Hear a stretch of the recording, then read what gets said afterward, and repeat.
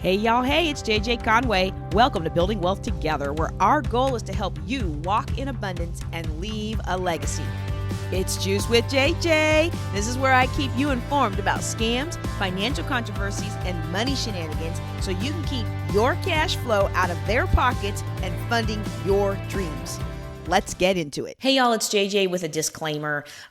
I'm in the process of retiring from the military and moving, and so I don't have access to my studio right now. So if it sounds like I'm broadcasting from an empty house, I am. So for a couple weeks, you might have some issues with the sound quality. Please be patient with me, and please stay on the line. I'm going to do the best I can to deliver you quality content despite the echoey background. I hope you enjoy the show. It's scam alert time, y'all. I got two new scams that have been making the rounds. First is a USPS mailing scam on text that says, click here for urgent message about your package. Like, I didn't mail a package. Why am I getting this text, right? The second is a voicemail I wish I hadn't immediately deleted so I could play it for you. This one was regarding my timeshare contract, which I don't have, which is why I deleted it. She started off using JJ Conway, which caught my attention because most telemarketers say Janine Wiggins. Like, you gotta reach way back to use that name, right? She says she's from some company with a will protect you name, like Guardian or something like that. And then she says, when we talked last, you were looking for ways to ethically and legally get out of your contract. Didn't recognize the company name, and I'm scanning my memory to see what contract I could possibly be trying to get out of. I don't have many because I'm not a big contract person unless you're trying to hire me for a speaking engagement, you know? And so she definitely started to lose me when she said ethically and legally get out of. See, I don't generally look for ethical and legal ways to do things because I'm an honest and ethical person. And it's rare that something unethical comes across my plate. I would have never asked for that. I may not be explaining that correctly. Let's try an analogy, okay? So how many of you read my fun little book, 40 Dates in 4 Months? I know, it's silly, right? But it does have a lot of the lessons I learned when I became single again. And one of the guys I went out with started talking about how men who beat women were disgusting. Now, this was over dinner, our first actual dinner. We're at Copeland's talking about who knows what. You know, you don't really talk about real stuff on a first or second date. And he makes this out of the blue statement about men who beat women. That's totally a red flag. Because why you feel the need to bring that up, right? If we were at a benefit for domestic violence, or if we were watching a movie that portrays abuse, I mean, that would be different. But I'm trying to eat my Cajun pasta, and you're over here talking about beating women. Normal people don't do that. So when someone tells me they have a legal and ethical way to do something without telling me what it is, and without me first expressing some kind of concern about what they're proposing, well, now that's a huge red flag. So I'm listening to this voicemail, and all of that is like right in my head, okay? Y'all know I think crazy. All of that is in my head, and then she says the kicker. When we talked last, you're looking for ways to ethically and legally get out of the contract, which I didn't remember because it never happened, right? And now she says, many resorts are about to raise their maintenance fees in order to offset the impact of COVID. Oh, now I get it. This is a fake timeshare remediation company. Our counselors are standing by to click. Oh, I deleted that message so fast, and then I thought, wait a second, this is something I need to share with the Wealth Builder tribe. So, here's how these things work. You've heard of phishing, right? This is where the spammer pretends to be a legit entity or a person that's trying to hire you or help you or do business with you, right? But when you look at their links, they actually point to their own mischievous website. Now, we already learned not to click on those links, right? We know not to click on links from our bank because it's not. But a lot of us haven't learned how to avoid this with the phone or especially now texting. You know, every sales seminar I go to says text the lead. Everyone opens a text. Well, yeah, everyone opens a text, but if you start spamming all our texts, we're going to stop opening our texts just like we stopped opening your spammy emails. According to cybersecurity expert Daniel Hammond from etherealrodent.com, the phone version of this tactic is called vishing. I didn't even know this had a name, y'all. The text version is called smishing.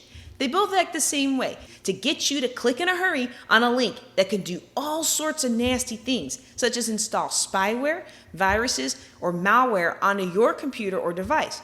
They might try to get your banking information or spy on you and threaten to send out intimate pictures unless you pay their bribe, or any number of things, y'all. Even a long time ago, sometimes it's not even just for extortion, but a long time ago, my computer got hacked by someone who was trying to use the memory and processing capacity to run their calculations for something. It was like some kid from another country. Either way, no bueno. Now, these two things didn't work on me because I already have USPS sent to my email, and I know they don't do text messages like that. But what if I didn't know? What if this was last year when I first forwarded my deceased dad's mail to my house and I enrolled in this brand new program where they'll email you and let you know about stuff that's being forwarded, right? Because we don't know everything that we don't know, it's important for us to become cyber aware and protect ourselves. So now let's hear from Daniel real quick on how to protect ourselves. And remember, I'm not recording from my studio. We're in the process of moving and retiring from the military, so I know the sound isn't the best quality, but I tell you what he's about to tell you is the best quality.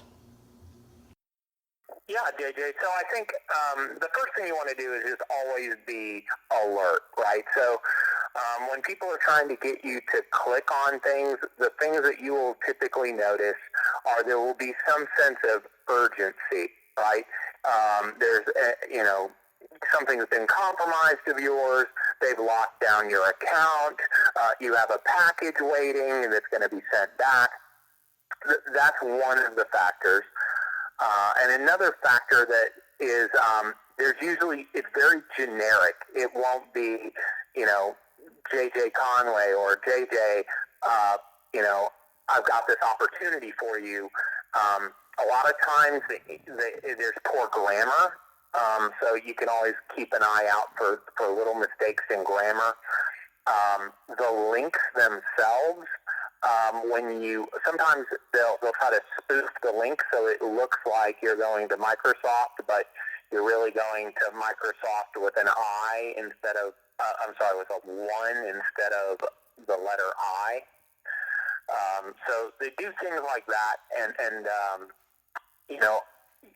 like in an email, if you hover over a link, down in the corner, it shows you where it's going. Make sure those things match up, but typically I recommend don't click links. It's always better to reach out, like say it's your bank. They say that there's a problem with your credit cards, right? They're being very non-specific. They're not saying which bank. They're not saying which credit card.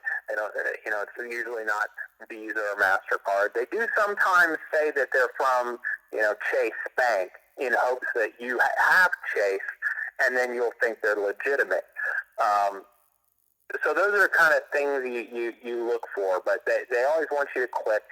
I always recommend, call the number on your back of your credit cards. If you have a concern, reach out to somebody who's cyber smart, like JJ, and then really just, be cautious. If you do click on a link and you think you've been compromised, usually the best way to avoid being compromised is to keep your software updated. Because the older the software you have on your devices, the more likely there is a vulnerability that bad guys are using. So, make sure your automatic updates are on and update all your software. And then an antivirus program is good. Again, it will help with those older compromises.